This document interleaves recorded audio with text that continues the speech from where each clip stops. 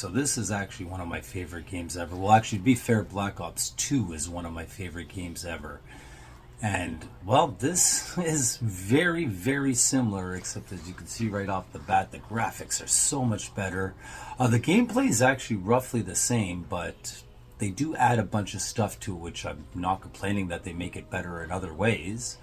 I will be fair and honest, I did not play the campaign modes or even the multiplayer regulars. It was all about the zombies for me, and that's pretty much what I'm going to be showing here. I will let you know that there is no campaign for this one, but what they did was do something called a Blackout, which is a battle royal with 100 different players. So that I one day might have to check out, but for now, just enjoy this. This is just spectacular graphics. Every single one I've played so far had a really cool intro. It's always based on 4 characters, of course, as all the Black Ops Call of Duties can be. You can play with less, but it's ideally to play with 4. In this case, these are your 4 champions.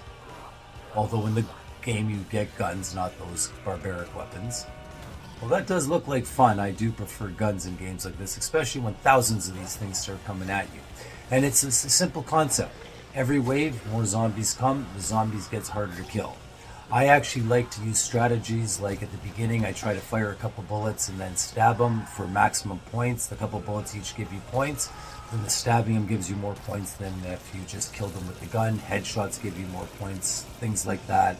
Repairing windows give you points, and you're going to need the points to get better weapons boxes.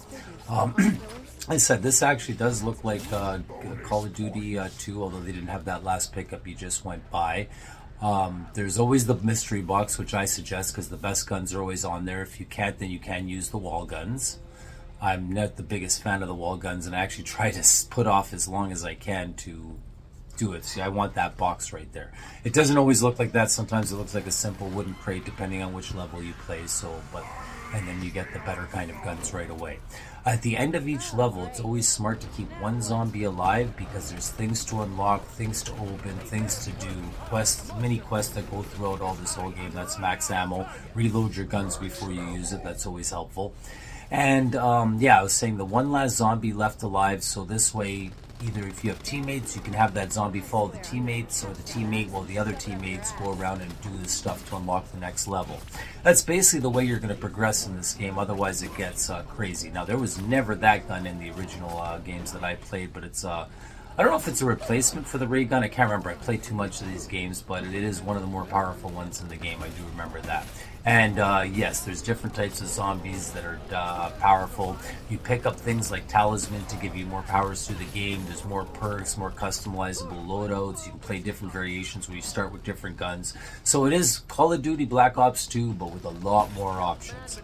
And you do got to be careful. Like, my daughter's not a big fan. She loved 2, but she said this one's too complicated for her, which I don't understand. Isn't that a good thing?